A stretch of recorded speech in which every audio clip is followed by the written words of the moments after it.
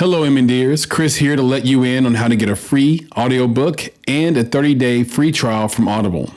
Because you're a listener of this podcast, all you have to do is go to audibletrial.com/MND podcast. Once you're there, you can choose from over 180,000 titles, including the latest additions to my library. So I have Astrophysics for People in a Hurry by Neil deGrasse Tyson, Vagabonding by Rolf Potts, and Ready Player One by Ernest Cline. So to download your free audiobook, go to audibletrial.com/MND podcast. If you do, you'll be glad you did. Now, cue the intro music.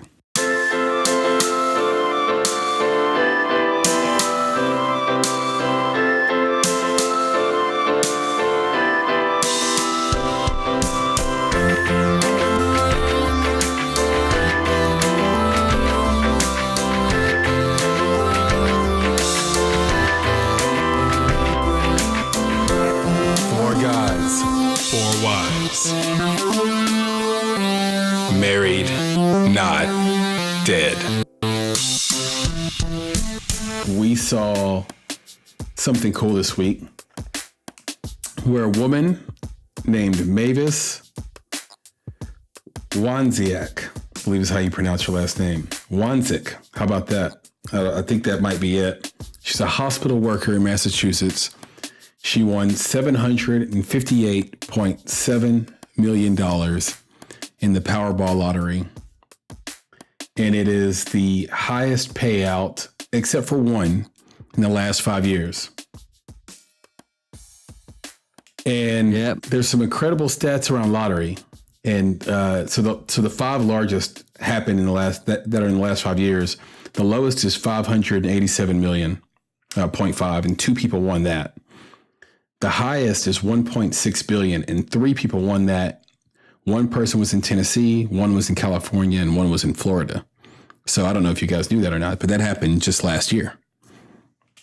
That someone in Tennessee won a part of a $1.6 billion pot. I remember. But a lot of times when you win a ton of money like that out of the blue, you will be dead within 5 years. So here's Mavis. She's newly extremely wealthy. And I'm curious about how we would handle that. So first of all, let me back up. Okay. How do any of us play the lottery? Let's just lay it out there. I've never played the lottery, although I've been given a lottery ticket. Brian, have you played the lottery before? Like gone out and bought a ticket? Yeah, I'll probably do it 4 or maybe 4 times a year. You know, like I'll just get $1 here, and it's usually usually I do it as a conversation starter with me and my wife. Like I'll do it and I'll bring it home, and then we'll talk about it. Right. Mm-hmm. It's just, it's a, to me, a lot of people see it as, a tax or whatever, but to me, it was like that $1, that I spent. It's entertainment. I get a lot of entertainment out of that. So you get your wife hyped up. Yeah. Watch her dance. That's the entertainment. Nick, do you play? No, I don't play, but I have bought before in that, like I'll be in a store buying something, mm-hmm. and someone will be talking about the lotto, and it's kind of like I don't know, it's not a conversation starter, but it's like a continuer with that person. Like, you know what? Let me go ahead and get 2 of those tickets, mm-hmm. And then I'll get 2, and then we'll be like, hey, look, if you win, remember we had this conversation, and we're going to share these winnings. It's kind of, and then half the time I forget what those things are, mm-hmm. or I don't know when they actually tell you what the winning numbers are. So I'll have to wait for the next day. I'm like, yeah, did anybody win? No. Okay. Well, that means I didn't win. So I don't pay much attention to it, but sometimes it's fun to get in on some of the hype with folks. Jason, do you play? I mean, I'd like my wife. $30 a week. That's right. It's no more than 72% of my total yearly income. No more. 73. I have. I mean, So I bought like, scratch offs. I've done that when I was younger. I would do that sometimes. Like an actual lottery ticket, only a couple times in my life. I always say I'm going to get one. Like my wife's like, hey, we should get a, Powerball, whatever. Like just with this one the day before, she's like, hey, we should get. And I was like, yeah. I mean, yeah, we'll really, we're really come close on that one, I'm sure. But I don't have an issue with it. And BC's right. Sometimes it can be fun. Like my wife is excited about it, even though there's almost no chance that excitement will ever pay off. But in that spirit, with $1, with a small amount, does it actually matter to that person? Help me out. Can you buy a Powerball, like for the big Powerball winning, for just $1? No, it's actually $2. Is it $2 now? Yeah, they upped it like a couple years back. Okay, now you know how long it's been since I bought a lottery ticket. So, okay, so it's $2. Okay, so Jason, let's say you won. What Mavis won? So let's say you won $758 million. You pay your taxes, you get $450 million. I didn't say anything about taxes, but go ahead. Oh, they're going to take them from you before you even get to see the money. Before you even see the money, right? That's what it's all for. How would you handle? It's not for education. No. How would you handle the extended family payouts and your internal family expectations now that you newly had this cash? I don't know. I've talked about that with my wife, actually. Did we talk about this? I don't remember. I got an argument with my wife about this. Caused a fight. Because I don't know how secret, because I know that there are organizations that for a percentage, I don't know what the percentage is, but will collect and take, your winnings, collect your winnings and give them to you so you can do it anonymously. That's only in certain states you can do it anonymously. Okay, not all states? No, it's a rule that you have to be announced. For example, in Massachusetts, do we know what it is here? I think you have to be announced here. Okay, well, yeah. So here is Tennessee, by the way. And Nick, do you know the rule in Maryland? No, I don't. Okay. So if I couldn't keep it totally secret, because that would be the plan up front. So you would want to keep your money secret. So that's step one. Now you can't be secret. You're out there. What's next? Like, and let's not say the secrecy doesn't mean that I can't help people. I'm just it would be incredibly controlled. So let's say it's just out there, and the world's going to hit me up and want my cash. I mean, well, no. I'm talking about your extended family. So who is the first person in your family that's going to ask you flat out, like they're asking what time it is, for $1 million? First person in my family? Yeah. Who's going to walk up to you and your wife's family and say, hey, Jason, I need $1 million. And I know you got it. I don't know. Am I getting you in trouble here?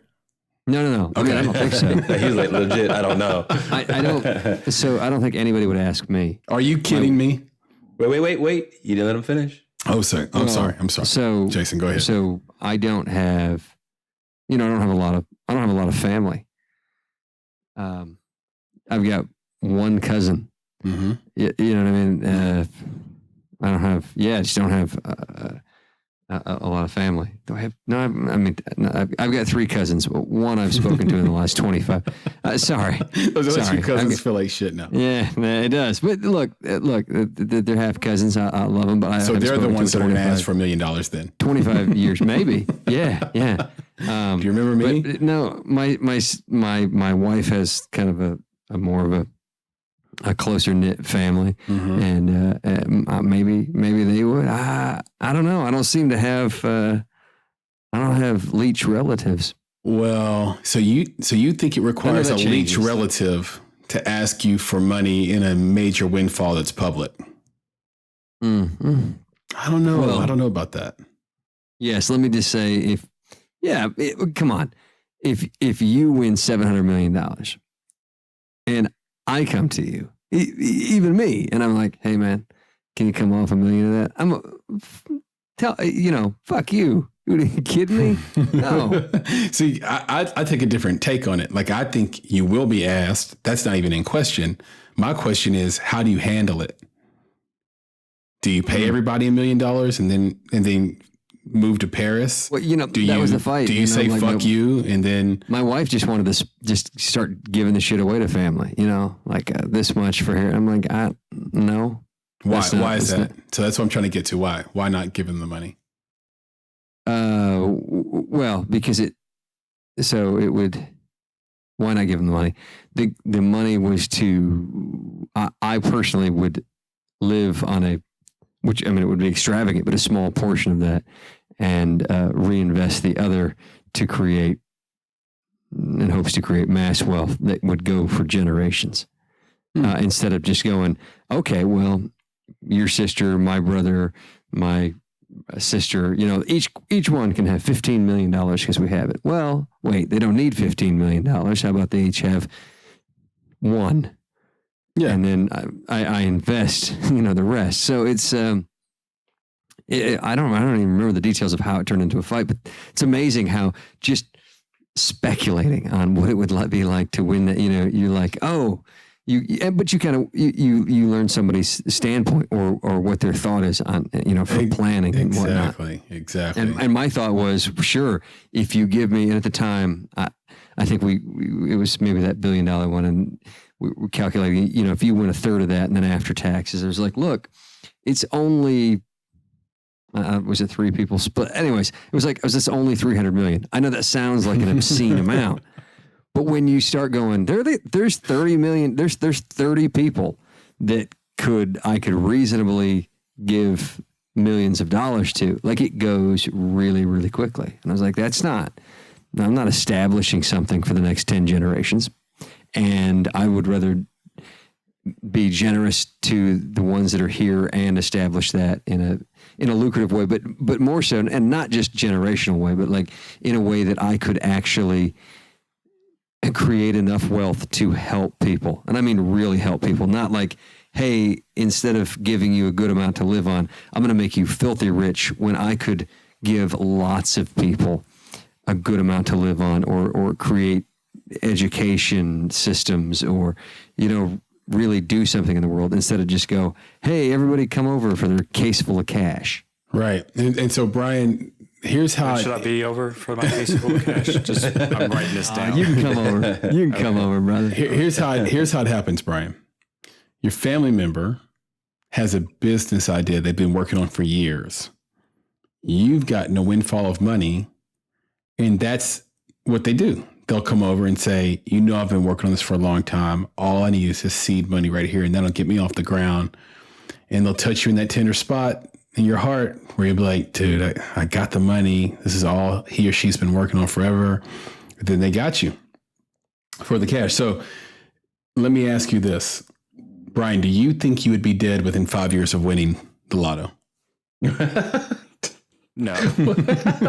No. Like, what family member of yours is going to kill you for your money? Wait a second, man. Man, I'm paranoid as shit. Ain't nobody, you know what I mean? Like, I know. I'm asking the right person's question. Trust me. Yeah, I already look over my shoulder every day. So, and I don't think I have anybody, which family member? My wife? No, I'm just kidding. Hey, straight up, I told her on my life insurance, I said, no, you need to take that down a little bit, because now we're getting at that murder rate. Right. I joke all the time that, I've got so much life insurance, which I think, public service announcement, everyone should have life insurance, right. If you have a family. But anyway, and also full disclosure, my brother sells insurance. Right.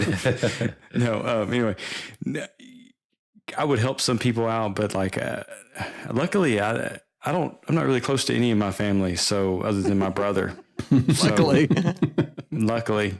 Yeah, I mean, I'm not a big family. I'm not a big family person. I know what you mean, brother. Family can be problems. Now, the real question there is, because what I like about friends over family is the fact that I can get rid of a friend, and I'm okay with that, and I don't ever have to see them again.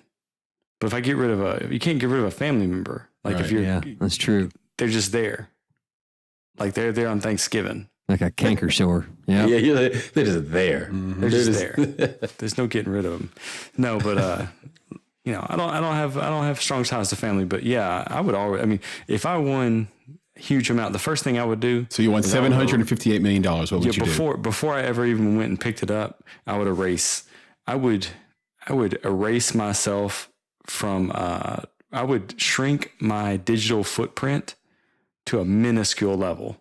I would go anonymous on everything. I would dump all friends on Facebook. You don't know me. I'm out. I would be unreachable. I probably would have already changed my phone number. Yeah, that's not a bad idea. Because that's the question. How many of these people, like that percentage you're talking about? Because when I thought about that, I'm like, that must change, especially if you have kids. Like everything, if you're not, because Green Day said, losers win it big on the lottery. Like for a lot of people, they're in a low income situation. Like, how dangerous does it become to be you instantly? You know what I mean? How scary is it to send your kids off to school? Mm-hmm. I would think gravely. So Mavis, that just won, Jason, she was immediately put into police protective custody. There you go. She's in a poor neighborhood in Massachusetts, small town. Yeah. I wasn't calling you a loser, Mavis. Sorry about that. Yeah, she needs to get out. It was Green Day. Yeah, exactly, Nick. Like, blame him. Nick, if you won $758 million, how many days do you go back to work? Oh, well, I was going to say, general statement, right? I think generally speaking, see, everybody knows you won. How many more days do you give your employer? If you talk about stats, like if you look at some of the stats, I think it's like 45% of the people stay in their jobs. See, that's incredible. Right. So right. So nearly 50% of the people stay working their current job. So, me, be out. I just bounce. I'm like, all right, however long it takes to wrap my stuff up, I'm out. I'm good. I just roll. But that's you got to give them a couple of days. Jason, you would give your employer a couple of days after you won? Like, that's hypothetical. It might be really difficult, and I might have, I might be like, would you people stop asking me for money? Right. Because everybody always does that in work discussion amongst people without much money. They're like, oh, if I won, I'd give each of you. So, you're like, I'm not sharing with any of you. Yeah, I was bullshitting you about that. Dude, Yeah. I'd put that money briefcase in the elevator and tell everybody about it and bounce. Yeah. You cause a fucking catastrophe. To be on the news. We're having tryouts. Yeah. The Hunger Games breaks out. Yeah, that's right. Yeah. Brian, how many days do you give your employer if you win? Oh, me? Yeah. He's gonna give him 2 weeks. What you talking about? Yeah, I'd probably I'd give them as many as they needed in order to replace me. Yep, look at that. See, would you demand that you work from home, or I would? What's that? Would you demand that you work from home, or would you go into the office every day with everyone knowing that you just won $758 million for 2 weeks or a month, or however long it takes to replace you? I wouldn't tell them, but when I pulled up in my new Tesla with my mink coat, they might figure something out. With your mink dragging on the floor?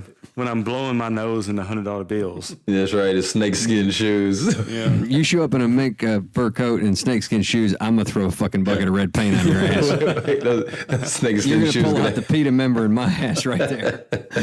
His coworkers will be like, hey, where's Brian? Oh, he's at his desk snorting coke. Still can't replace him though. I'm going to have to go and ask you to come back at some other time. Yeah. All of a sudden his fingernails are long. Oh wow! Just the pinky. Just the one. He's got a small I work cadre of hookers in a lot of restaurants that he manages in his meat coat.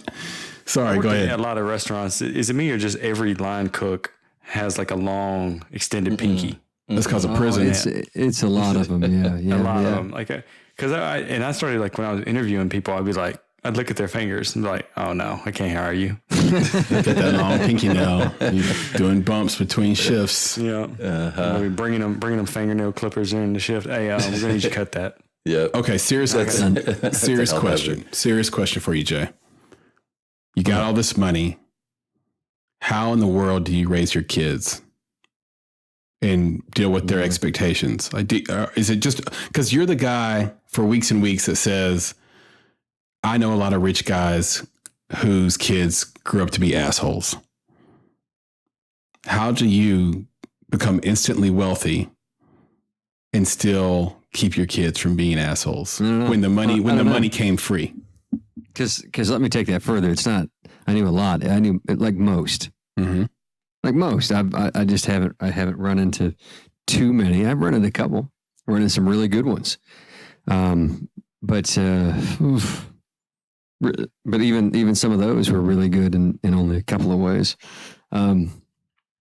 I don't know. That's tough. I've thought about that many times because it almost poisons the well because they know it's there.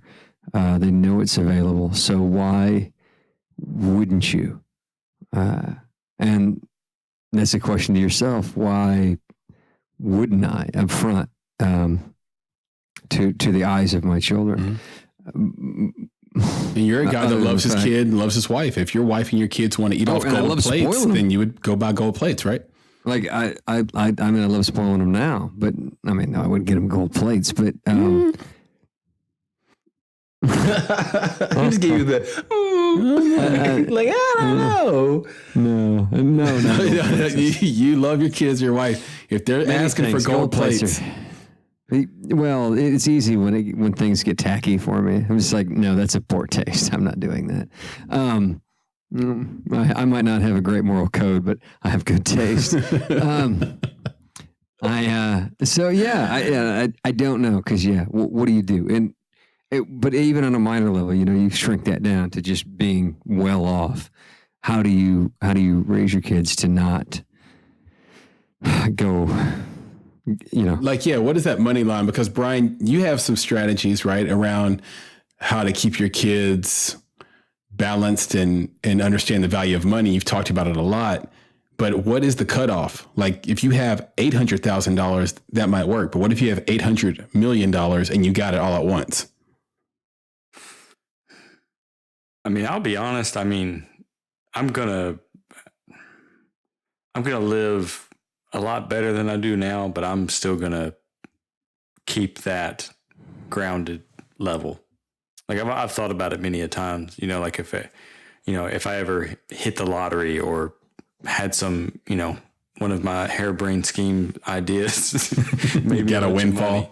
You hit a lick. Windfall. Yeah. That's what we said back in Woodbine. Yeah. Yeah. That's funny. Till then I'll be laying in the cut. No, I would probably be fighting my wife to not, but I would still be trying to keep it calm. Yeah. Because I don't want them to, we would never want, but I'm going to try to figure out a way to, because we talked before, like that struggle, that hustle is so much of me. Like I need that. I need to pass that on to my kids somehow, because it is me. So I think I'm always going to feel that way. Mm-hmm. Like I think I would instantly, like, I don't even think I wouldn't, I mean, I might take some time off to go vacation, but I'd start up some business and I would start working. Like, I don't think I could not work 40 hours a week somewhere. You gotta see the world first. I mean, I think I would try to do that. I mean, I don't know. I mean, I don't That's know if my I want first to step. go out and just see the whole world freshly minted. Like if I've got all that money, I think I would be afraid to just go out that's into the that's world, a good point. That's a good point. Because I don't know.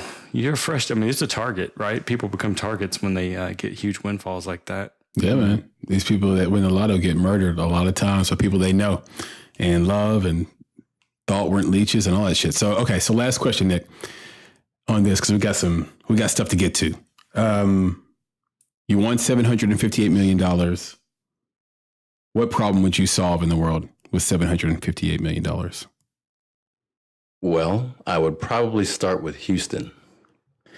And I think Galveston and Dickinson and all these places in Texas that are being inundated right now. Mm-hmm. Try to figure out how to help them out as much as possible. But how would you do that? What does the money do for a flood? Global warming? Well, I don't know. I'd have to work with the people who are, either working the charitable organizations, working the repair, who knows? But that a lot of those people, what do they say? 30,000 people will be in shelters. Wow. I think that was as of today. So rations, or as of earlier water. today. Yeah, there's tons of stuff that those people are going to need. And then, what is the cleanup effort going to be like? We all remember Katrina, right? That was almost like a massacre. What's happening with these folks down in Texas? Mm-hmm. Yeah, man. There's got to be some level of outreach that can be done. And then maybe that there's something that can be done that isn't just a one time, but maybe there's an effort that can be created that if this kind of thing ever happens again, there's something else that we can do that's done in a smarter, more efficient way to get these people the help that they need. So it's something that maybe, not just a one time, but it's a foundation or charity organization, whatever it is, a mobilization effort, because that could be great, right? So it doesn't need to be just money or the rations of things, milk, water, eggs, supplies, whatever. It could be, how do you best mobilize the people who were unaffected to help the affected? Yeah. So I think, off the jump, and I'm thinking about if it happened like, today, then that would be one of the first things I would think about. And I think doing that might actually keep some of the backstabbers away. Like the idea, like this is what he's doing with his money. Now, I didn't say all of it, right. But a good portion of it, like that focus might get them off of the things. So you're thinking that some of these people are getting murdered because they're flossing on their friends. Oh yeah, most definitely, man. It's like, you have, again, I said, was it 45, but I was just reading it again. It said 48% of people stay in their current jobs. So are they staying in their current jobs and moving out of their neighborhoods, or are they staying where they live? A lot of people actually, according to the stats I just saw, they'll get out of their like apartment homes or townhomes. They'll buy a single family home. But again, if they're in the same jobs, are they moving out of their neighborhoods? Like, are they moving far out? Or are they still like, hey, I'm going to buy a single family home a mile down from where I was living and still be subject to all that stuff? Who knows? Right. And then show up and work in your mink coat and just drive jealousy every day. Exactly. So, I think that for me, I'm like Jason and Brian, where I don't foresee anybody in my family coming at me like that. But I think that, by having a show like that to say, hey, look, this is what I'm going to be doing with my winnings, will keep some of those leeches off you. So, Chris, I got to ask, what's your first purchase? If I win $758 million, like Miss Mavis did here, I would put half of it in a blind trust right away so that it could not be touched. And it would be guaranteed to go to my kids and their kids, et cetera. And then I could use that as an excuse to not give leeching family members money. I would say, I can't touch it either. It's in a blind trust. So that would be probably step one. And then I think step two, I would most likely buy a home next. So I think that would be the next thing. I'd buy a house. I'd buy a house where I wanted to live because I would probably move. Fucker. What about you, Jay? First thing, I got a 72 Cutlass convertible I want to redo. It's in my dad's garage. It's the first thing I'd do. Redo that. Let's go for a drive up, the California coast with my wife and the newly refinished 72 Cutlass convertible. I like that. Brian? Gun. A big. You getting that Uzi? How many guns? That Uzi? Yeah. I don't know. Why should I put that out there? Little Pump masses. I just want everybody to know that when I win, right? That's right. Win. Right. Win. That's right. There you go. Right. When I win, I'm going to buy a gun. So come at me. If you do win, don't go out looking for a Uzi. I don't think anybody's actually used one since 1993. So what? That's why you buy one. It would go nicely with my with the mink market and coat. tubs. yeah, there you go. Your Kango hat and helicopter too. I got it. Yeah, exactly. There you go. Yeah. See ya. Wouldn't want to be ya. Yeah, that'd be great. Fit right in. I don't know. I've played Grand Theft Auto, the recent one, and everyone's got Uzis. Yeah. Really? They got a lot of Uzis in there. I've already got the Tubbs hair, so I'm ready to go. Very nice. You see the shotgun that magically comes out of your suit jacket. We never see it other than like, what, you just had that on you. We never saw it. No. So for eighth grade confirmation, which is a Catholic thing that you do, it's like when you're seen as an adult in the church's that's eyes, right. like That's when right. you're, and here's where I'm going to offend people. Because you can have sex with a 13-year-old. Is that what you mean? or a priest. Oh, it went dark. Yeah. No, anyway, so I had everybody else had their nice like khakis and blue blazer, and I had I guess it was a turquoise suit. Turquoise is just funny to me, dude. I'm sorry. Turquoise is the funniest color. Turquoise suit. Yo, dude, it was fantastic. Oh God, you've got to find a picture. Somebody had to take pictures. I've got pictures. I'll share. He's got it. Yeah, I do. So anyway, I guess I was still rocking the Miami Vice. Yeah, man. Because that's a you do know that's a brother. You do know that's a brother suit, right, Brian? Like that's it. Oh Yeah. yeah. Like brothers wear turquoise, bright red suits, deep blue. Like we don't wear that navy blue suit. We wear that bright blue suit. That, Chris. Oh man, have you seen that meme that was going around after this last NFL draft about the suits and how the suits look nice on everybody, but it had like the suits from like 5-6 years ago. The suit goes it's the NBA. It's the NBA draft, and the suit goes all the way down to because like they don't know if you watched the NBA draft this last year, but everybody had these tight ass suits on. Yep, they did. Yeah, and then they showed like maybe 5-10 years ago, and everybody had these big ass baggy suits, and they're all the way down to the knees. Yeah, man. Hysterical. We'll wear some suits on you. They knew Brian liked his coffee black when he wore that turquoise suit. The fact that you married a white woman is incredible. Yeah. Right. No, that just means they probably thought you were going to end up with a sister and you didn't. But you were probably on the track to. Because you were attracted to that turquoise suit. Yeah, that suit. That's right. It probably had the shoulder pads and everything. Yeah, it's stupid. Yeah, little turquoise suit and some R. Kelly. Really just bring it home for you. Some playa shoes. That's for you, Brad Garlock. Just for you. There you go. R. Kelly's a genius. Okay, so R. Kelly mentioned for the week. Yeah, we got our R. Kelly mention in for the week. Congratulations. All right, so it's a new month. We are here in September. I'm totally excited. Last month was fantastic. Shared goals went well. And I learned a ton from just the conversations we had. So I'm hoping everyone that listens to this did as well. And this month, we're going to tackle a new topic, balancing parenthood and marriage.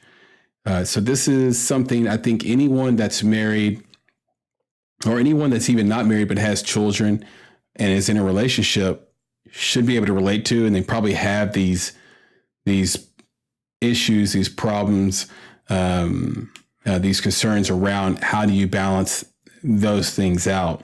And we've touched on this a little bit before, how being a good father doesn't make you a good husband and vice versa. But tonight we're going to focus specifically on this idea of knowing when to say no so that you can eventually say yes. And let me clear that up because that may not make a lot of sense. So quickly, I'll just say this. What is it in your life that you're not saying no to that's causing you conflict with either your kids or your partner or spouse when you need to say yes to them?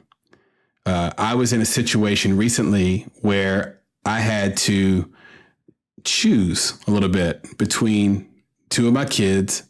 And then the secret thing that was behind that was I also had to choose between what my wife wants. And I was so out of pocket that, I was so unaware that I even needed to do that I was in a no-win situation. So my 14-year-old wants to go play basketball at the same time that my 8-year-old has to go to soccer practice.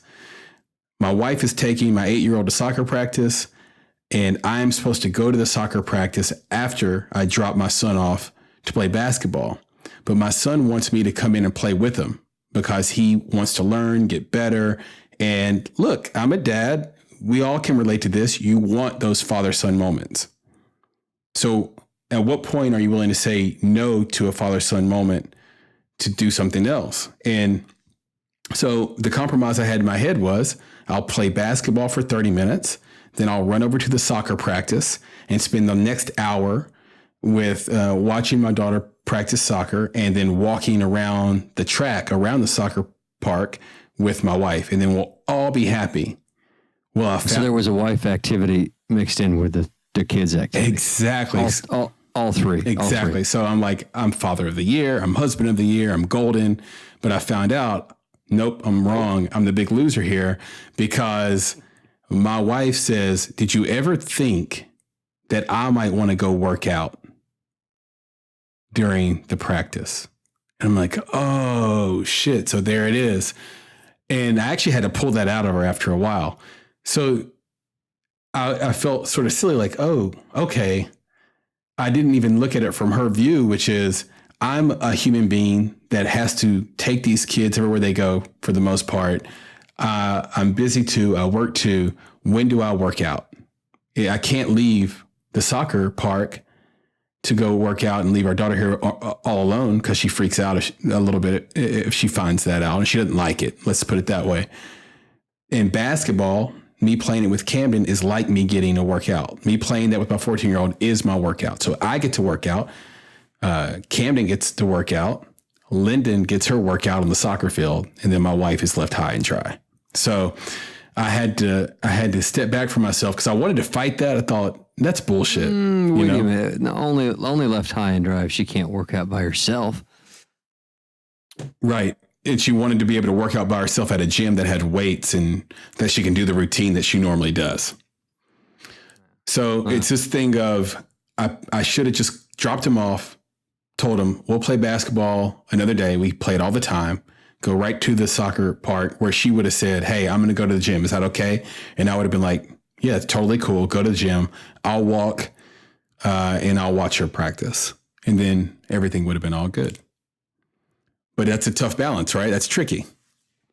But how would you have known that she wanted to go to the gym while all this other stuff was transpiring?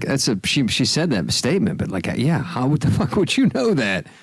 I mean, it's just not like a male, you just don't pay attention to the signs. Like it seems, maybe it is, but it seems like, to Nick's point, I have no idea. Like in hearing that, when you say that, I'm like, why would that ever cross my mind? Yeah, that's how I felt. And I wanted to defend it. And I think it's what you said earlier, which is I should have known because the practices are 2 times a week. And the idea is that how many times in a row am I going to let something happen before I say, is there anything I can do for you? You see what I'm saying? So it's one of the things I've learned when we are getting the kids together to go someplace. I used to just get myself together. Whatever I saw, I fixed, I did, and I got in the car and helped corral the kids to the car.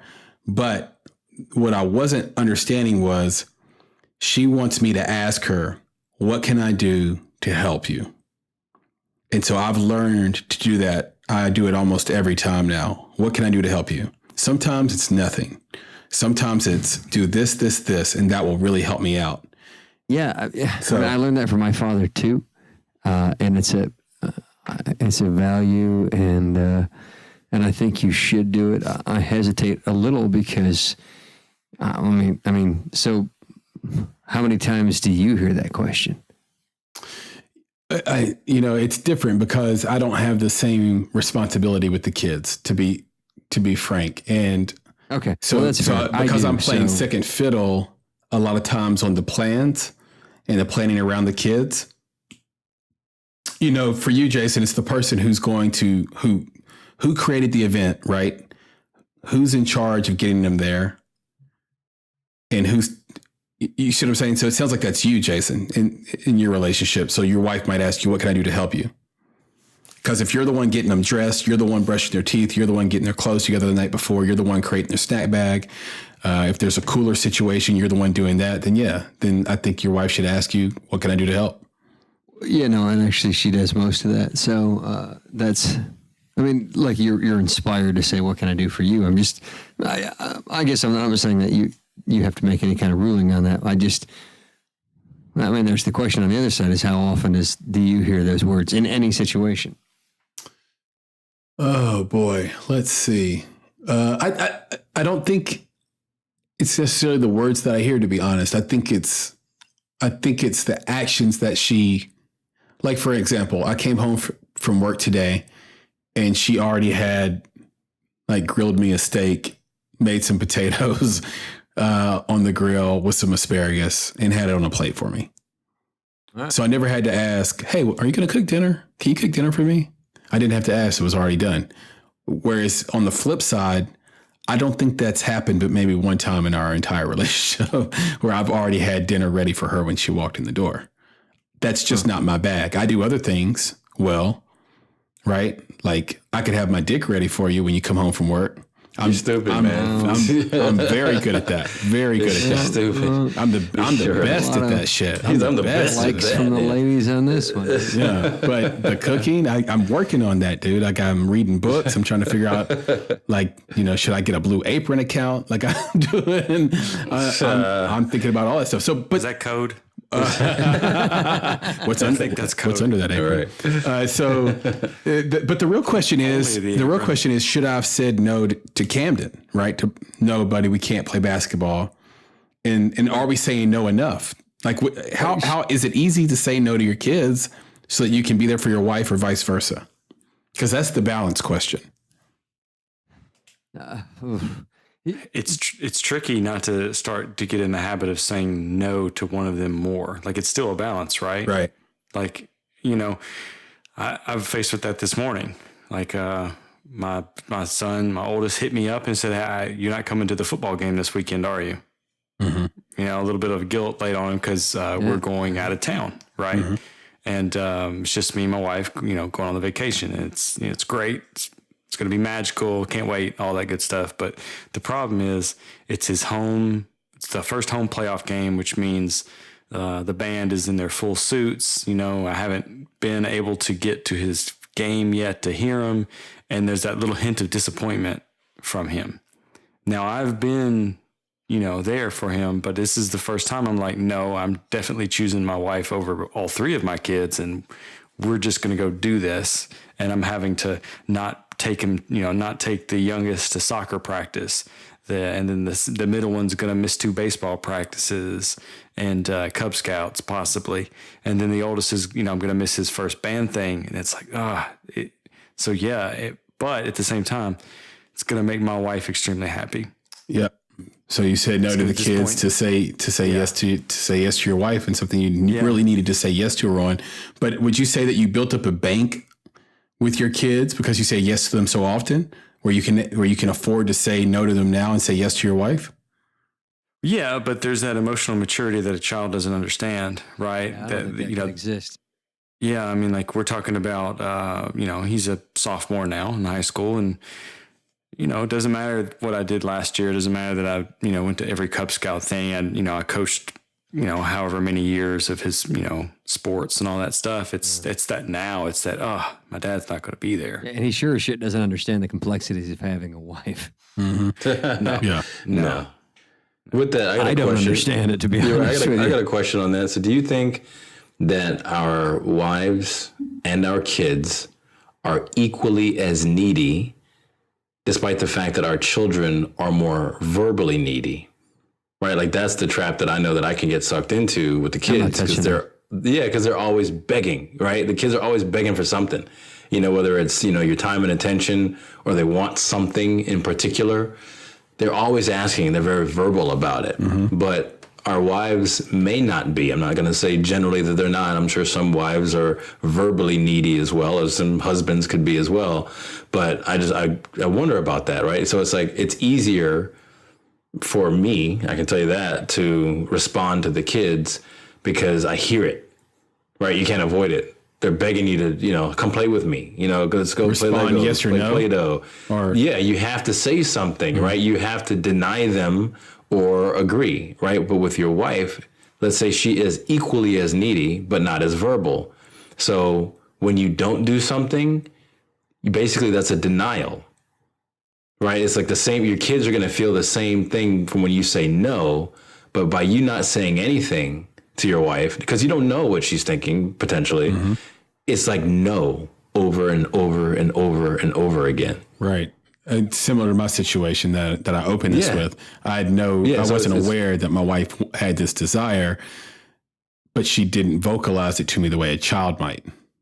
Right. So immediately to her, it was a no, and that was the offense. Right. So I just wonder, like, if, and maybe it's not just wives, right? It's spouses. Are we in these married relationships, are you guys, needy in that way? I think for me,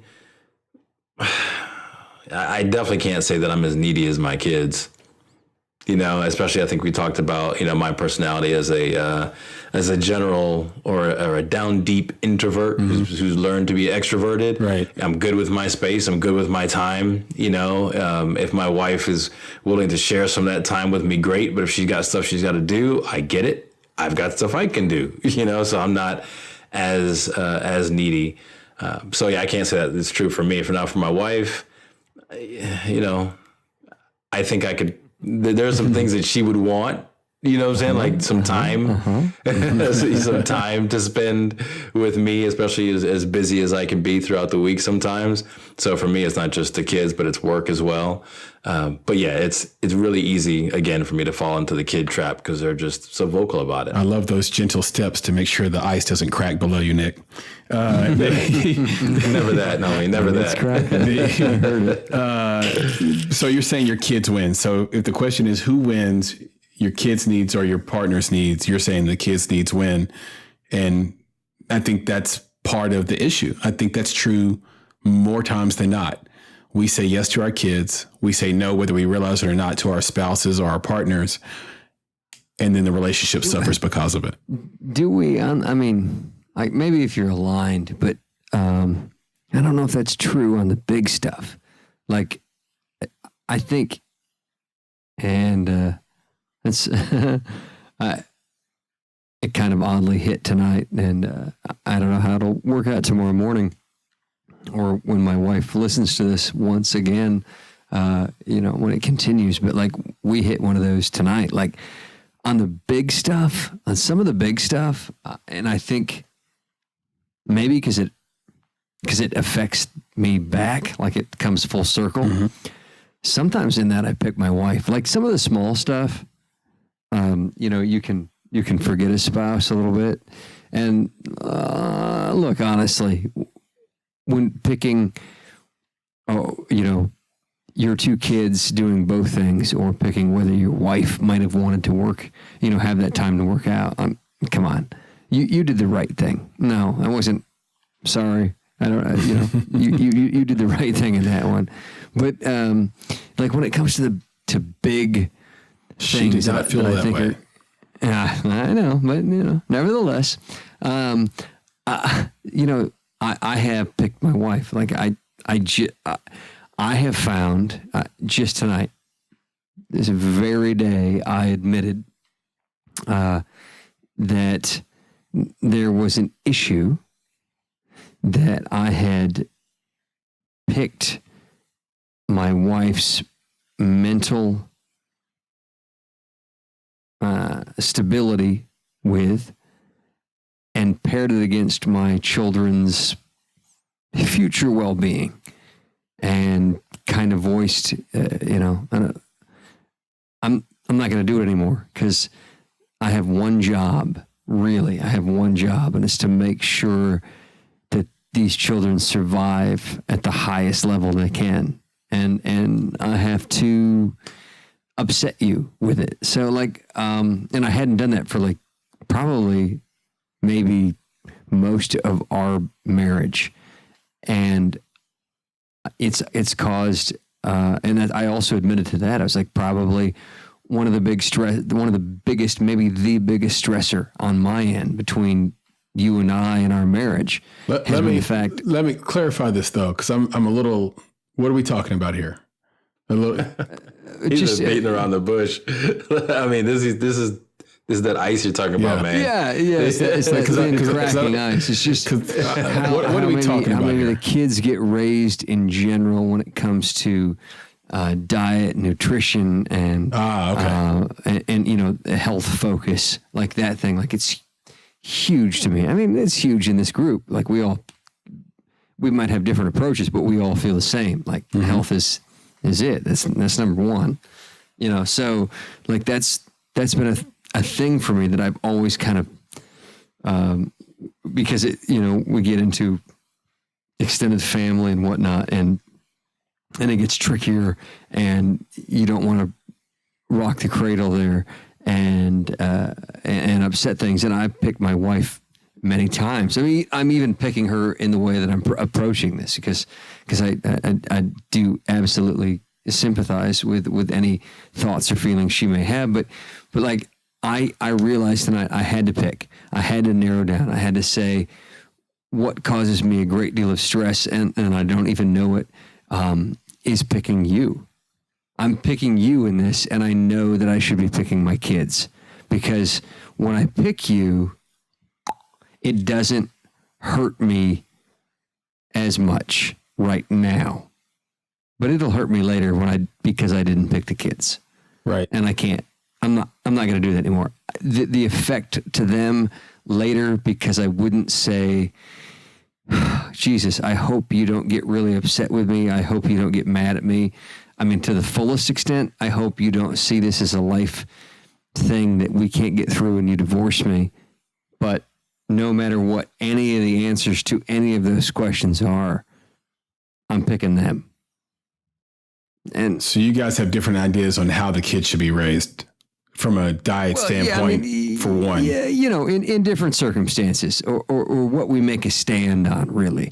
You know what I mean? What we push for in when our kids get outside of our circles, when they're with other people, and what we really stick up for or put into cement. This is the way it is. Like, these are tough things. So I have dealt with it, or I should say I haven't dealt with it. I've kind of left it off because I was like, I don't want to upset my wife. Yeah, but this brings up one of the questions that I think this all trails down to, which is, does being a good partner, or rather being a good parent, I should say, is that an obstacle? Does it create a barrier to being a good lover and being a good husband? Sure it does. Because tonight, for like one of the first times in my life, I had to look at my wife, who I'm crazy about, and say, and it was a weird moment, especially weird to be talking about this only a few hours after, knowing that if it all ended badly between me and her, it would just be horribly devastating to me, just terribly, mentally, emotionally, physically. And I had to say, it doesn't matter what your answer is. Doesn't. I don't care. I mean, I do personally, but I don't care, because my number one priority is those two. So here it is. No. Brian, is your number one priority the kids or your wife? So mine are my kids. I think that's, but at the same time, the number one priority for my wife are the kids. Right. So I think that because that's both kind of a shared responsibility. I don't know responsibility, I guess. Like, we both understand that,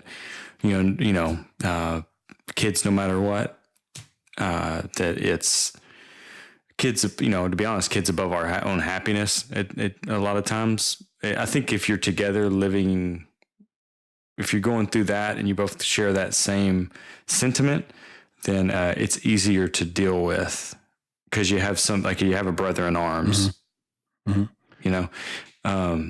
for me, it's kids, and she knows that, and I know that for her. So you have that shared goal. Yeah. I was trying not to use the word shared goal, because it just came off that. But yeah, we have that shared goal. Shared interest. And these conversations can build on one another. Topic, doesn't it? Yeah. But that's how we are. I mean, and that's not how everyone operates. And, I think I read an article not too long ago that was like, and I think we've commented on it before about, why I love my husband more than my kids or something like that. Yeah. And it's, I mean, everybody has their own perspective, but, for me, the most important thing, my goal in life is to make sure that my kids have more opportunity. I'm not going to say more money or more stuff. I'm going to say more opportunity than I did as a child. That's my goal in life. That that's the one thing I want to do before I die. As if I did that one thing, then I feel like my life's been fulfilled, right? Yeah. So my wife feels the same way. So we both kind of have that. So I don't think your theory, like when you mentioned that, that article or whatever, why I love my husband or more or whatever, like I think you can easily state those two things and put them in opposition, but I don't think they naturally are. Like, in many instances, you may find yourself saying, I pick the kids first. But my wife does too. And in most instances, I do. I had to correct myself on this one, but those two things, I think a lot of people like put them in opposing positions. There's like this almost negative juxtaposition. Like, oh, are you picking me or are you picking the kids? Mm-hmm. It's like, well, if we're working together, like you just said, where the goal is the kids, but we're totally aware that that we've made this union together and agreed upon because we're crazy about each other. Like if you just push those two together and don't forget about either one, it's totally fine.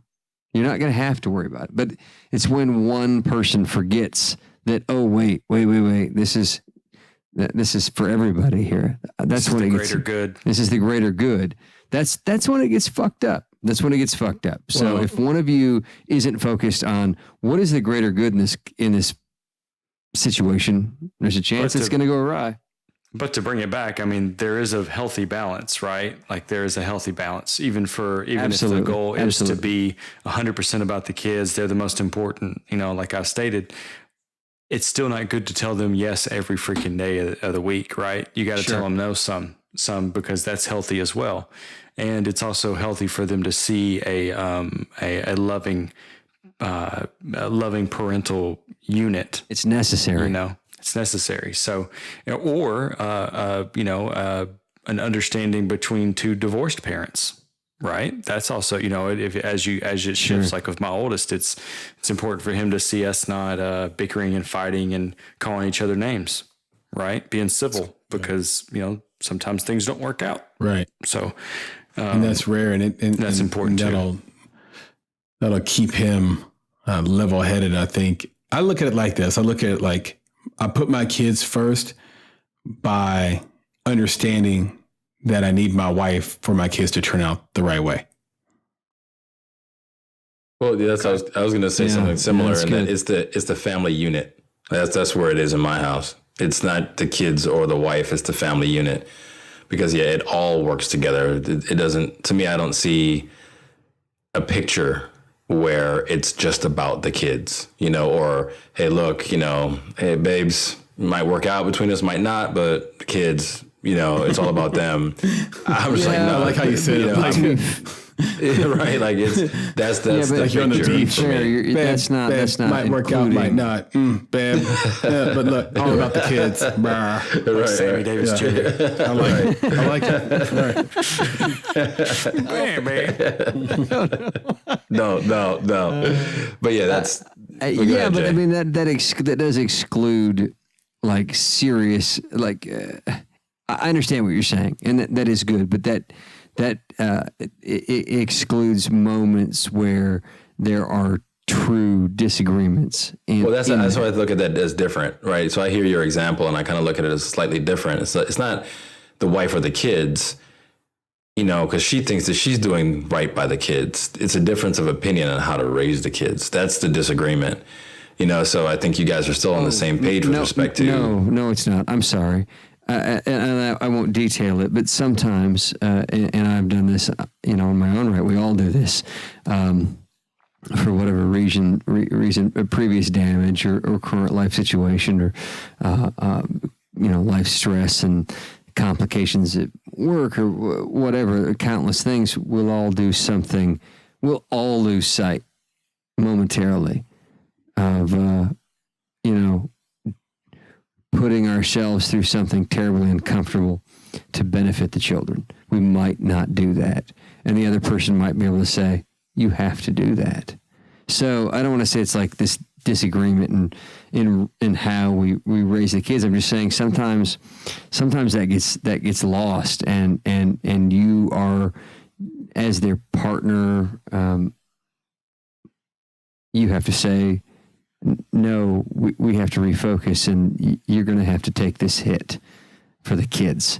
And so am I. I'm going to have to take the hit. I'm taking a hit by mentioning it. I'm taking a hit by having this fucking conversation, to be honest with you. So, I'm not, there's the agreement, and yes, the family focus, absolutely. But even in that family focus, family first, sometimes we as humans, we falter on that. But what about? Yeah. Go ahead, Nick. I'm sorry. I was going to say, just in my household, just getting back to that, the balancing.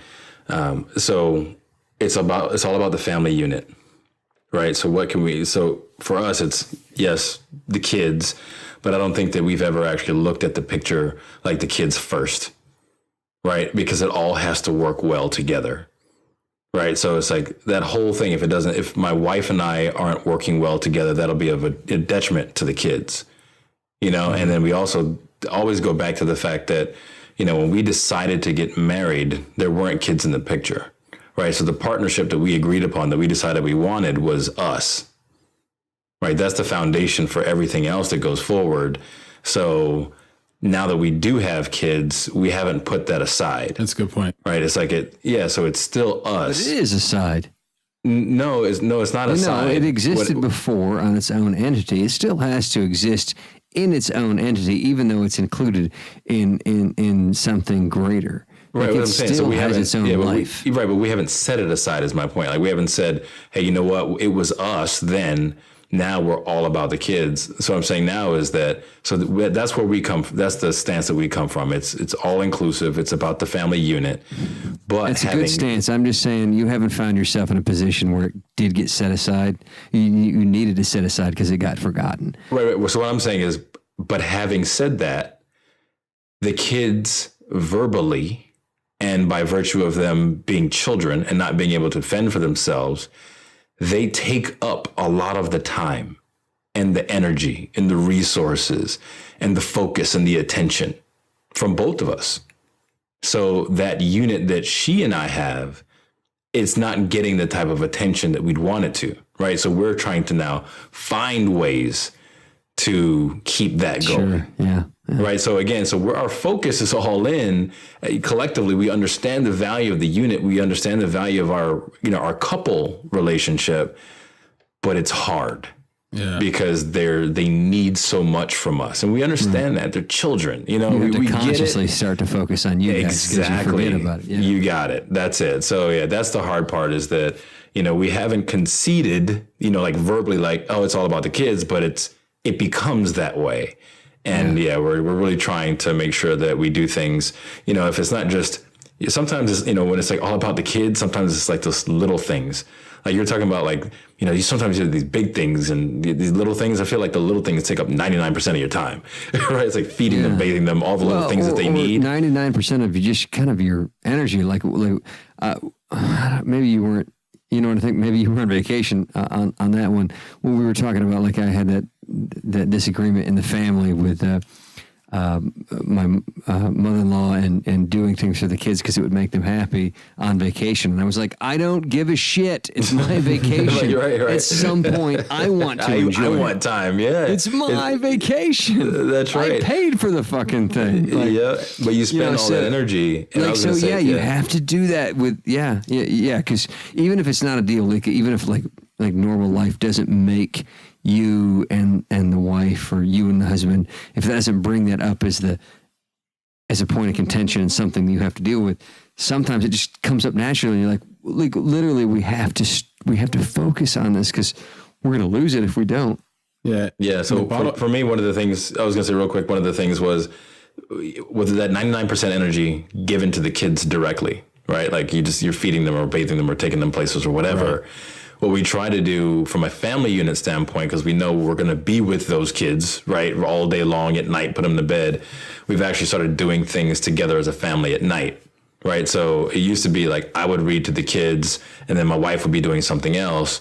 And now it was kind of funny. My son brought this thing up the other night and he was like, I'm going to go meditate. You're like, what? You're 6. Like, where did you hear about that? Like, what is that? He was listening to the podcast on health. I was going to say. Yeah. So he goes in his room and he sits in this meditative position, his legs crossed, sitting on his bed. So we're like, let's all do it, right? Let's all go in the room. We're all going to meditate. And we sit there and we close our eyes. And then what we did was we're like, imagine a happy place. What's your happy place? Or what made you happy today? And then we all do that together. And then, we do this little silly thing, the love train. We basically just tell each other we love each other around in a circle. But that little time is awesome for the unit, right? We don't feel like it's the kids' time, right? It's not a one wins and the other loses anymore. Like we're all winning, right? So it's not even, okay, my wife and I are going to go do something and now we're winning and the kids lose. Right. Right? It's like, no, we're all together. We're all doing this thing that might take us 10 minutes and we're all winning right now. And that's awesome. So that's kind of some of the stuff or one of the things that we've done recently that makes me feel like, we're getting away from that give or take type of situation. Families that meditate together, stay together. Yeah, buddy. I think it's a good tool. So I think find that time to do something all together, even if it's just 10 minutes, and you'll bring a lot of joy in. But I think the bottleneck happens. And tell me, guys, if you have experienced this, the bottleneck happens when you become a person who says yes far too often. And if both people in the marriage are saying yes far too often, look out, because there will be stress and arguments around the corner. Because saying yes to the kids? No, saying yes to or just everything. Yes in general. Okay. Yeah. Even if it's just one, it doesn't take both, but even just one. Right. Yeah, you just find yourself saying yes all the time. Eventually you're going to be like, oh, you're overcommitted. I never said yes to myself. Yes, that's what I'm getting at. Yeah, that's the point, right? Because I asked someone the question the other day, like, what is the side effect or the result of you continuously giving to others without giving back to yourself, or without feeling like that's exactly what the person said. They said that's a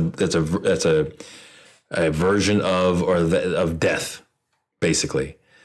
Because you're constantly giving, and at some point it breaks. It may break. I'm not gonna say it does break, but it could break. Where you're just that yes too much.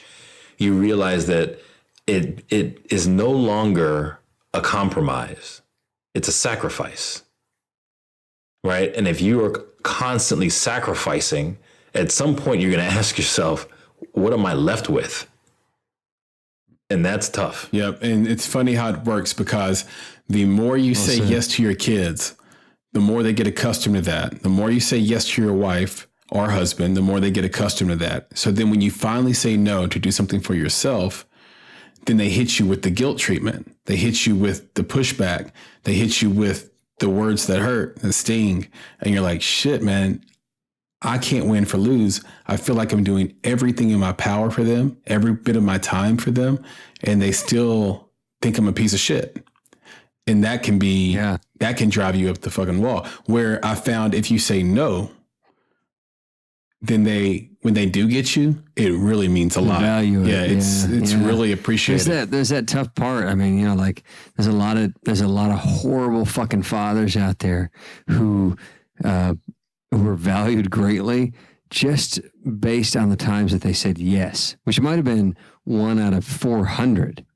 But like that's what the kids hold on to. But I think it's a great strategy for for sanity, for health, and for the expectations of your I don't have a children good example into the of that, world. though. And I don't think it should be 1 in 400, but I think you should build up a healthy and respectful way to flinch at your wife, husband, or kids' requests.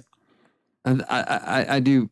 You are correct because it gets out of control. Like, just the other night, my son, I had to leave him crying in his on the floor of his bedroom. I don't remember what I wouldn't do, play with him or whatever, but I had like this fleeting amount of daylight to clean the rotten stench filth out of the bottom of the trash can that had been plaguing the house area for weeks. And I had like an hour of daylight after I got home from work to do it. And he was crying that I don't know, I wouldn't play Ninja Turtles or whatever I wouldn't do. But like, yeah, I was like, I can't believe I'm having to feel guilty about doing this awful job. I have to do this shitty thing that makes me want to vomit while I'm doing it. And my son is crying because he in his mind, I'm neglecting him. Mm-hmm. Like, how ridiculous is this? How far have I gone with this? That this is the result. So, although I don't think you should ever approach those shitty dads that hold off so much from their children that when they actually say yes, it's like gold. But yeah, there's a mix there that you've got to hit, or your time just totally belongs to them, and they won't value your time or anybody else's. Right, you'll be miserable. Brian, have you ever been to like Walmart or Target and seen a kid going ape shit because they can't get a toy?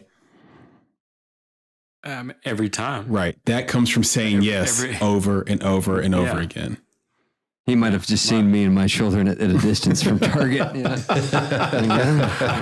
the McConnells. No, it was distance. I went the other way. I was kidding. No, actually, I'm definitely we go and I purposely take my children in places knowing that I'm not going to buy them things just so that you just walk in Toys R Us. You're a mean Irish prick. What we do is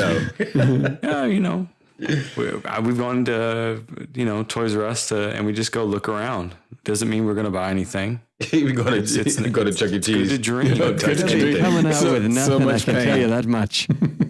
Now, you know what? My wife took.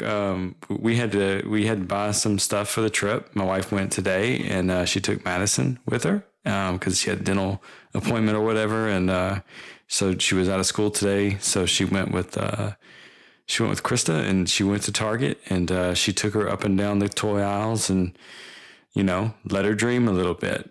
Let her say, "Oh, I want the Robo Dog, and I want the." That's good for her. They have like some knockoff American Girl stuff, but like which is what she's going to get. She's not getting American. Did you notice that? I don't know when it changed, but a lot of these dolls are dressed like whores.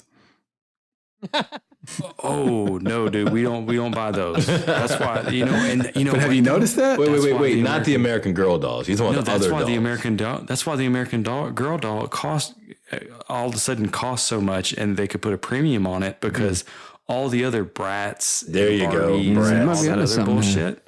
Yeah, they were all. None of it was wholesome. None of it was like an image that you want your daughter to grabs grow a into. wealthy white conservative. Yeah, very good point. Well, I'll say more than that. I mean, like there was like these monster dolls. Yep, I remember those, man. Because my daughter wanted those. Monster High. Monster High. I'm like, no, not a fan. Yeah, I mean it's you can say white suburban, but I mean you can get them in all colors and all shapes and sizes. So. It's just you can either I think you can actually even buy like handicapped dolls. Come on, man. Is that correct? Are you for real? Hey, don't. No, he's legit. Serious. He's being legit. Okay. No, legit. Like I remember this one viral. I thought that was Brian X coming out. No. Come on, we can exclude the Republican crowd from that one. I'm sorry. No. What I was saying is that. It's very impactful for someone to be able to relate. That's what I was going to get to. But anyway, I think that there was so much of a backlash. There was a market, and that's where they filled that in. It's a good observation. But I like this idea of taking your sort of test running your kids in the place they would want something the most. So Toys R Us, and then saying, we're just coming to check out what the 2017 toys look like. Yeah, I do it because it gives you, especially if you like, when we were little, right? We had the cartoons, and the cartoons had all the commercials, and that's how you figured things out, right? But nowadays, there's no commercials in between the Netflix shows, so it's just you two. You want The cereal companies must be scrambling. Yeah. Man, there's still a Cartoon Network and all that stuff that kids watch. but we don't watch that. You're right. If to be honest, if we watch anything, we'll watch Sprout, which means they want all the like mail order toys. That's right. Sprout and MPT, man. And then watching that Maryland Public Television, PBS Kids. Yeah, or the Disney, even the Disney. We're off on a tangent here. It's what we do best. That's what we do best. We like to take a topic. No, I like to take them in and just kind of, and you know what? It's good because it teaches them, like my kids know that no is going to be the answer, right? Like they know that I'm going to say no. And so that when I do say that yes, it's a big deal. Yeah, I'm They there. value the yeses. I want them to value the yeses. Yeah, I'm with you. Actually, I want my wife to value the yeses. You right? got me thinking about something, man. I'm thinking about taking my kids, like when we go to Target for something, right? They almost always go, we have to like walk past the toy section. So we do concede and we're like, yeah, if you want to look, because that's what they'll say. We just want to look. Okay, look. But next time we're going to walk through there. I'm going to look. You can look, but don't say anything. You can't say a word. Like exactly, you can't say a word as you walk through those aisles. I'm gonna try that next time. See what happens. You're probably just he's gonna explode. You're gonna pass out. If he can't ask for something, he'll just pass out. Yeah, I might raise the Menendez brothers. I don't know. Oh man, don't do what Brian does and buy that gun. You're right. Be the end of you. So coming full circle on this, we know that we have to balance these no's with the yeses. But what are some of the tools or strategies or habits you guys have adopted to ensure that balance, or are you still working on it? So Nick, I'll start with you. Are you still working on the balance of saying no enough, or do you have some tools, strategies, and habits that have worked out for you?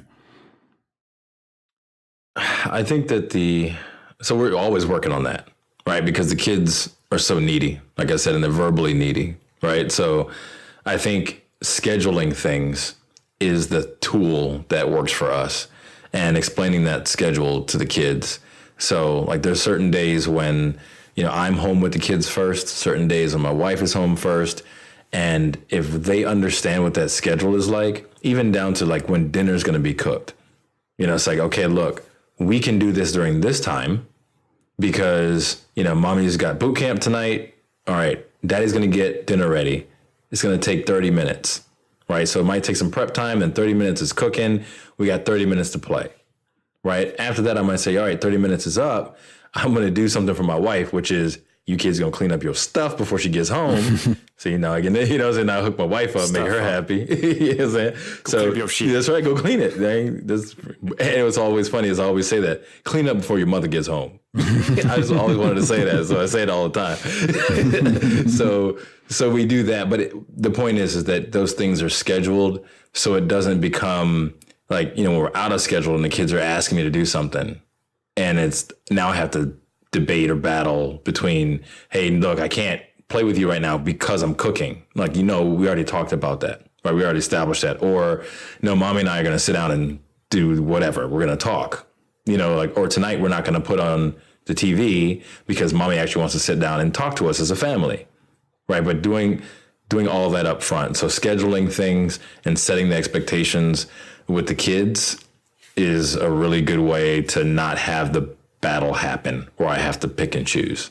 But like I said, we're still dealing with that because they're little and they still ask a lot. Very good. Brian? Yeah. So, I'll be honest, things like taking the kids to Toys R Us or whatever, things that is something that I've done with all three kids. And so that's a tool that I use. So for the kids, I manufacture no's so that it makes the yeses mean more, I guess. Like I'll manufacture those no's. Is that a Michael Jackson? You call that a Michael Jackson? Oh man, that took me a second. That was good. Well done. Yeah, I appreciate that. Thank you. You're not alone, Okay. Jason. No, don't start. Okay, well, I'll stop. Yeah. We can play the Michael Jackson Olympics all night long. That's true. all day. We could beat that one to death all night long. So, but if I'm really to look at the man in the mirror, Right, man. You know it's never that black and white. You need to quit tripping. man, we're getting into dangerous categories. Okay. Go ahead. You were saying, Brian. You were saying. I gotta compose myself. You're right. No, but stop. what I'm really needing to work on, like if I got to say, hey, here's, I think I'm good at telling the kids no, and I'm unfortunately good at telling the wife no. So I've got to get better at telling her more yeses. Right. So I've got to get much better at that. That's the thing I've got to work on. That hopefully I can take some of the things I've heard here tonight and try to work on those. Chris saying and it's hard. It's hard to say. It's hard to keep that in mind with your PYT. So. Come on, man. Wait, you guys got that? You guys caught that? Okay. Sorry, I thought I squeezed that one in. Well done. Is that no? Oh man, I almost made it. No. Okay. I'm sorry. I'm sorry. Go ahead, Brian. But I remember the time. Jim on, Brian. I remember the time that Chris brought up when you were talking about your asking your wife about what you can do to help when getting ready. That's something I've definitely got to get better on. That's something I'm going to take away and start doing that. But that's my thing. Is like the kids, I'm good at telling them no. The wife, I'm too good at telling her no. I got to start telling her yes more often. Jason, what's up? What you got? You still working on it, or do you got some strategies here? Yeah. Some habits. I don't ever have the answers. Tips and tricks not coming from me, but oddly, it's the same effect. But I think sometimes I've said yes too much to my wife, and that has had the opposite effect of what we're talking about. Like BC tells his wife no too much. He's got to learn to tell her yes, but the same outcome, we're getting the same outcome from the same too much of one kind of response. So I don't think it has to do with too much no or too much yes. Just too much in one direction doesn't leave it in the middle. And when you don't leave it in a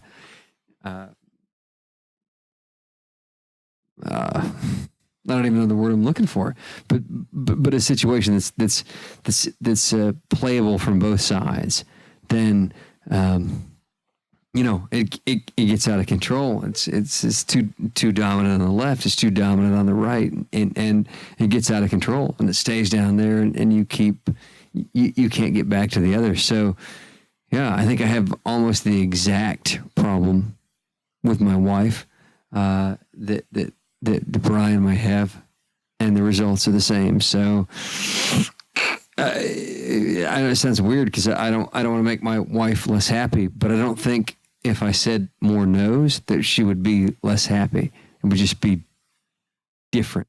Right. Yeah. It's just human nature. Yep. No, And he called it late too. He called it late. took me a second. See, Jason, that time we all got it. You're the one that's a stranger in Moscow. So like you, He was off the wall. us three got it. But we could do this shit for the next 4 years. It's never going to get old. I know it never will. He's got so many hits. For me, it's two really strange things. So levity and forgiveness, I would say, are the two strategies I've employed most often. And I think it probably works for me because my wife is not the subservient type of wife. You know, she's strong and active and in your face kind of thing. And that's great 90% of the time. And then it can be not so great 10% of the time. And when it's not so great, what I'll do is I'll leave the room to diffuse the situation, and I'll come back. And you guys know me. I will ask the most insane question you can ever think of just to see what the reaction will be. And that's what I'll do. I'll come back and I'll have the most, can't imagine. Right. I'll have the most sober face on, and it'll look like I'm coming back to fight some more. And then I'll ask a question that is completely out of left field, and she can't help but laugh. And then the fight is immediately over. So that's one thing. And then forgiveness too. So when I haven't felt like I've been told yes enough, so flipping it back on us for a second. Hey, you haven't told me yes enough. I forgive that. And then in turn, when I don't say yes to her enough, I've earned a little bit of forgiveness too. So those are the two for me that really stand out. Any final thoughts on this before we wrap this conversation? It's been a fun one. No, I'll just throw in there that Jason was saying he didn't have any tips on this, and I think that Jay, you probably got one or two things that have worked out for you, but I think you're in the same boat that, in reality, we all are. Like, we don't have this stuff figured out at all. Like you were just saying, Chris, those are things that'll keep you afloat, because the conflict's gonna happen. Yeah, it's very complex. And that's the thing with this. I think we started out talking about balance. It doesn't exist. It's give and take. It's yes and no. It's back and forth. There's no balance. And I think if you're trying to get balance, man, you're barking up the wrong tree. You're gonna stress yourself out trying to balance it out. Like, yeah, just make it work. That should make you want to scream, right? Exactly. Foolishness. No. Anyway, but yes, it's the balance is just, to me, out of reach. So don't try to get balance. Yeah, just make it work, and when it breaks, fix it. I think that's what Chris was saying. That's like if you take the bigger picture of the levity, it broke real quick. We got to fix that. We're going to fix it with a laugh, right? All right, we're back on track. Let's keep moving. So yeah, that's what I leave it with. It's just, don't try to find balance. You'll stress yourself out. I love it. All right, boys. Well, before we go, let me talk to people. Guys, you've been listening to the Married Not Dead podcast. To find show notes, read awesome blog posts, to find links to all of the products or services suggested in the show, please visit our blog at marriednotdead.org. If you haven't already, you can join our podcast tribe on the Apple Podcast app, on Stitcher, on SoundCloud, or the podcast app of your choice. We are literally all over the internet. So just search MND or Married Not Dead on any place. You will find us. We guarantee it. If not, hit us up. We'll put the podcast where you can get it. You can also find us on Twitter, on Instagram. We're always at _Married.Dead, and on Facebook by searching for the Married Not Dead podcast page.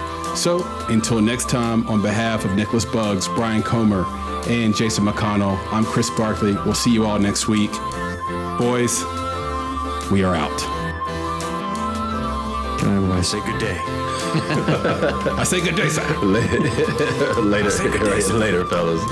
Be good. Today's podcast is brought to you by Audible.